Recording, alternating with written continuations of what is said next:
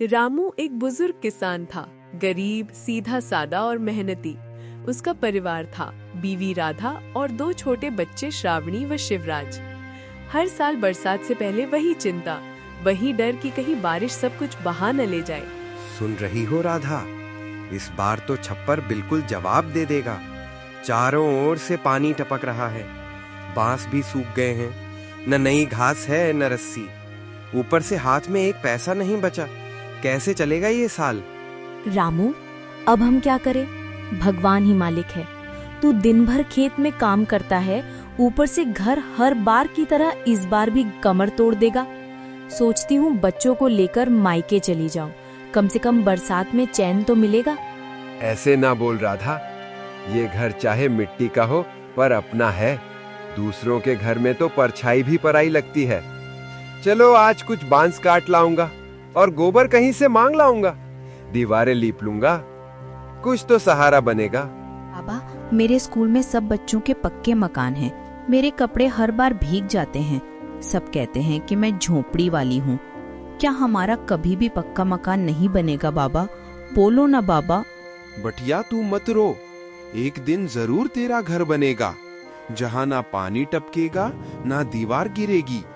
तेरा बापू दिन में खेत जोतेगा और रात में ईश्वर से यही दुआ मांगेगा कि तेरी झोपड़ी एक दिन महल बने। बापू, जब मैं बड़ा हो जाऊंगा ना, तब मैं बहुत कमाऊंगा और ऐसा घर बनवाऊंगा जिसमें चारों ओर लाल रंग की दीवारें हों और एक पंखा भी लगेगा। फिर आप छप्पर ना बांधना। अरे मेरे राजा बेटा, तेरा सपना ही तो मेरी ताकत है। जब तू इस मिट्टी के घर से आगे सोचेगा, तभी तो मेरी मेहनत सफल होगी। तू जो कहेगा मैं उस सपने पर 100 बार मिट्टी ढो दूंगा। अब की बार पानी आया तो देखना रामू, ये कोना जरूर गिर जाएगा। पिछली बार आधी दीवार गिरी थी और एक बच्चा बाल बाल बच गया था। ऊपर से तेरी खांसी भी बढ़ रही है। लगता है सब बस लेटे लेटे ही मर जाएंगे। जब तक मेरी सांस चलेगी कुछ नहीं होगा, तू फिक्र न कर। मैं कल ही खेत से लकड़ी और बांस लाऊंगा, दीवारें भी लीप दूंगा और छप्पर भी कस दूंगा। भगवान ने गरीबी दी है, पर हाथ पैर तो सलामत है ना। रामू का मन डरा हुआ था, पर चेहरा हमेशा की तरह शांत था। उसके लिए हर साल की बारिश एक जंग थी और हर जंग वो अपने मजदूर हाथों से लड़ता था। ऐ ऊपर वाले, इस बार जरा रहम कर देना। मेरे बच्चों की आंखें भीग जाती हैं तो कलेजा हिल जाता है। तूने गरीबी दी ठीक है, पर कम से कम बारिश ऐसी ना देना जो सब बहा ले जाए। सुन रही राधा, पानी के छींटे आने लगे हैं। तू जल्दी से चूल्हा समेट ले और बच्चों को ओढ़नी ओढ़ा दे। अब जो होगा सो देखा जाएगा, मगर इन बच्चों को ठंड ना लगे बस। बाबा मत जाओ बाहर, बाहर बहुत पानी आ रहा है। छत से भी टपक रहा है, दीवार भी भीग रही है। मुझे बहुत डर लग रहा है। माई भी कुछ नहीं बोल रही, बस चुप बैठी है। रामू, देख बांस से पानी टपकने लगा है और कोना भी भीग रहा है। आप क्या करोगे? वहाँ बैठे बस आप क्या कर रहे हो? सब बच्चे कांप रहे हैं और तेरा खुद का भी हाल ठीक नहीं है। बाहर मूसलाधार बारिश शुरू हो गई थी। छत से टपकता पानी अब बूंद नहीं, धार बन चुका था। बच्चों की सिसकियां दीवारों से टकरा रही थीं और रामू का कलेजा कांप रहा था। रामू देख, वो दीवार गिर गई। अनाज सारा का सारा कीचड़ में चला गया है। चारपाई दब गई है। अब क्या करेंगे रामू? अब कहाँ जाएंगे इस बारिश में? कौन हमें आसरा देगा? तू ही बोल रामू। अब तू रो मत राधा, जो हो गया सो हो गया। ऊपर वाला अब भी साथ है। देख, हम जिंदा हैं। तू बच्चों को ओढ़नी में कस के लपेट रख। मैं बाहर बैठा रहूंगा, बस ये बारिश थम जाए। रामू, इस हालत में किसका दरवाजा खटखटाएंगे? किससे उम्मीद रखेंगे? अपना तो अब कोई भी ना रहा। जिन्होंने बर्तन दिए थे उन्होंने भी अब वापस मांग लिए हैं। अब तो बस यही पेड़ ही का आसरा है। बापू, मुझे बहुत ठंड लग रही है। पानी मेरे कुर्ते के अंदर घुस गया है। माई का पल्लू भीग गया है। कुछ खा भी नहीं पाए दिन भर से। अब मुझे नींद भी नहीं आ रही। बेटा, तू थोड़ी देर सह ले। देख, सुबह होने को है।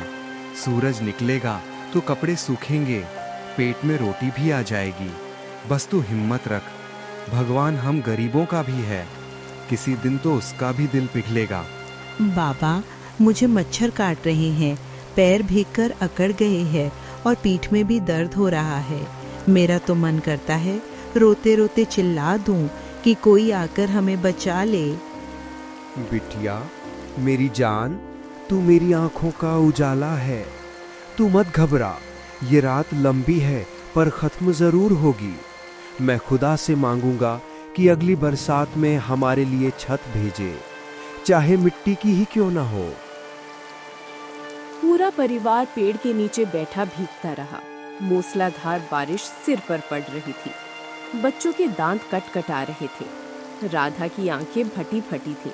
रामू, अब मुझे डर लगने लगा है कहीं बच्चों को बुखार ना चढ़ जाए। पेट खाली है, कपड़े गीले हैं और तुम भी कांप रहे हो। अब तो लगने लगा है कि ईश्वर ने भी मुंह फेर लिया है। राधा, अब ईश्वर से शिकवा मत कर। देख, तेरे सामने मैं बैठा हूँ, जिंदा हूँ। हिम्मत मत हार, हमें कोई आसरा देगा या ना देगा तो भी हम फिर से खड़ा करेंगे घर। सुबह होने लगी थी। बादल कुछ हल्के हो चुके थे, लेकिन रामू की आंखों से बहते आंसू रुक नहीं रहे थे। अब वक्त था उस जगह लौटने का जहां सब कुछ तबाह हो चुका। राधा, अब घर की ओर चलते हैं। देख तो लें क्या बचा है क्या नहीं। जितना भी बह गया हो, लेकिन वो मिट्टी हमारी थी, उसी में फिर से कुछ जोड़ लेंगे। रामू, मन तो कर रहा है कि वहीं पेड़ के नीचे पड़े रहकर देख लूं। बच्चों को कैसे संभालूंगी? दीवारें गीली होंगी तो हमारा तो सिर छुपाने की भी जगह नहीं रहेगी। बापू, हमें न घर जाना है न कुछ देखना है। मेरा पेट दर्द कर रहा है और पैर भी सूज गए हैं। मुझे ना अब कुछ चाहिए, न सपना देखना है। नहीं बेटा, ऐसा मत बोल। हमारे पास कुछ नहीं सही, लेकिन मेहनत तो है ना। अब जो भी टूटा होगा हम सब मिलकर फिर से खड़ा कर लेंगे।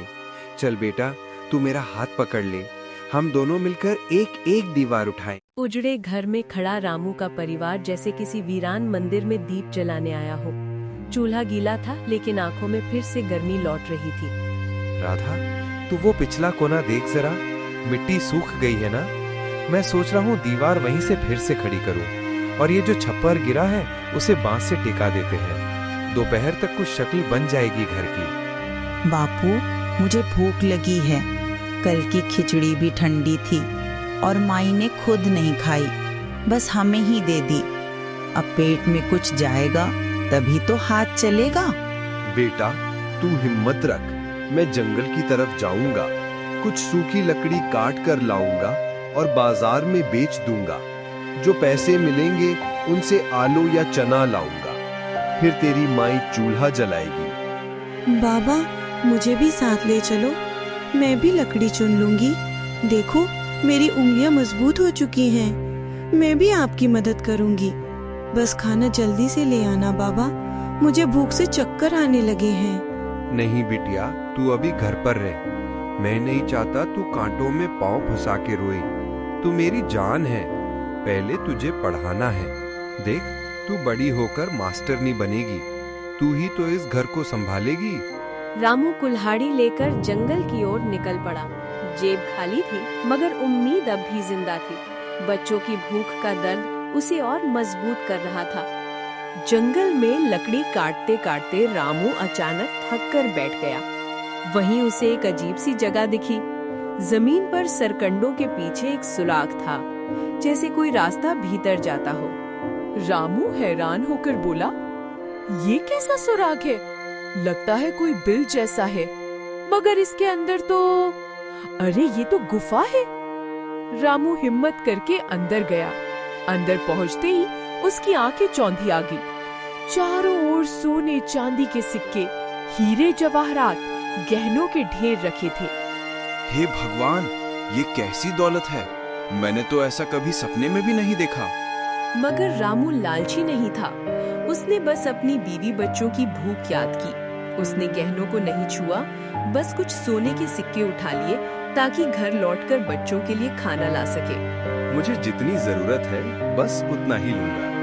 ईश्वर ने दिया है तो बच्चों का पेट भरने भर को काफी है। रामू सिक्के लेकर गांव लौटा, बाजार पहुंचा और सबसे पहले अनाज और कपड़े खरीदे। अरे रामू, आज तेरे पास पैसे कहाँ से आ गए? कल तक तो तू रोटी के लिए तरस रहा था। ऊपर वाले की माया है सेठ जी, मेहनत की है और कुछ किस्मत भी साथ दे गई। देख रामू, गरीब आदमी के पास अचानक पैसे आ जाएं तो लोग बातें करने लगते हैं, संभल कर रहना। घर लौटते ही बच्चों ने रोटियां देखकर खुशी से ताली बजाई। बाबा, ये सब कहाँ से आया? आपने कोई जादू किया है क्या? नहीं बिटिया, मेहनत का फल है और थोड़ा सा ऊपर वाले का रहम। अब हमारा पेट कभी खाली नहीं रहेगा। हे भगवान, तेरा लाख लाख शुक्र है, मेरे बच्चों को आज पेट भर खाना मिला। उधर गांव में खबर फैल गई कि रामू के पास अचानक दौलत आ गई है।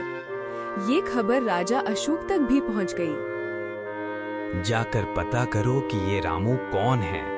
अगर सच में उसने मेहनत से कमाया है तो इनाम मिलेगा, लेकिन अगर चोरी की है तो सजा दी जाएगी। मंत्री ने सब हाल सुना और राजा के सामने सच बताया। महाराज, ये किसान सचमुच ईमानदार है। गुफा से भरे खजाने में से इसने बस बच्चों का पेट भरने लायक सिक्के लिए, बाकी सब वहीं छोड़ आया। राजा अशोक ने रामू को दरबार में बुलाया। रामू, तूने जो किया वो सचमुच अद्भुत है। मैं तुझे अपना खास किसान बनाता हूँ। अब तू और तेरे परिवार कभी भूखे नहीं रहोगे। तेरे लिए पक्का मकान बनवाया जाएगा और तेरे बच्चों की पढ़ाई का पूरा इंतजाम किया जाएगा। महाराज, आपने जो कृपा की उसके लिए मैं जीवन भर आभारी रहूंगा। मुझे बस इतना चाहिए कि मेरे बच्चों को भूखा पेट कभी सोना ना पड़े।